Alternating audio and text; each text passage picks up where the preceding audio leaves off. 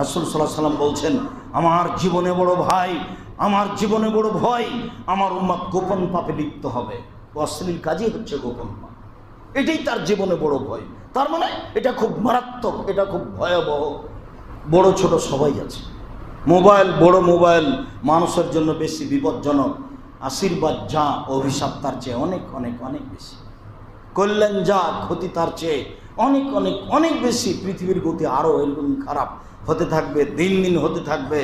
তাহারা যেন তাহারও জাল হেমারে, গাধা যেমন গাধীর সাথে মিলে লজ্জা বুঝে না, মানুষ তেমন খোলা মাঠে জেনা করবে, লজ্জা বুঝবে না।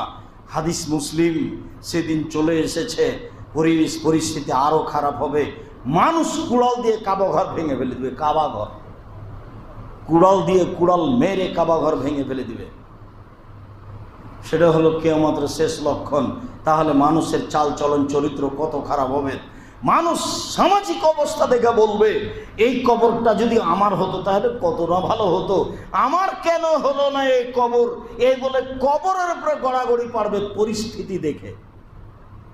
তাহলে পরিস্থিতি কত খারাপ হবে, বাক্যটা আমরা বুঝাতে পারলাম না।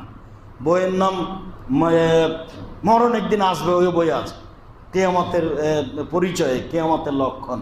ওতে এই হাদিস দেওয়া আছে, মানুষ পরিস্থিতিতে যেই কবর আছে সেই কবরের উপরে গড়াগড়ি পড়ে বলবে, আমার কেন এই কবরটা হলো না, এত কেন দুনিয়াতে সমস্যা, এই সমস্যা আমি আর সহ্যই করতে পারছি না, কেন আমার এই কবরটা হলো না।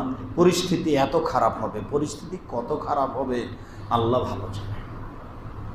সম্মানিত মসজিদের মুসল্লি যারা আমাদের সাথে আছেন অনলাইনে, যারা সময় অবগত হবেন, আমার দিনী ভাই বোন সকলকে বলছি, আপনারা রাসূল সাল্লাল্লাহু আলাইহি সাল্লামকে সন্তুষ্ট করার আশায়, আল্লাহকে সন্তুষ্ট করার আশায় রাসূল সাল্লাল্লাহু আলাইহি সাল্লামের পদ্ধতিতে ইস্তেগফার করুন। আল্লাহ রাসূল বলেছেন, সবচেয়ে সফল মানুষ সেই যার আমলনামায় থাকবে বেশি বেশি ইস্তেগফার।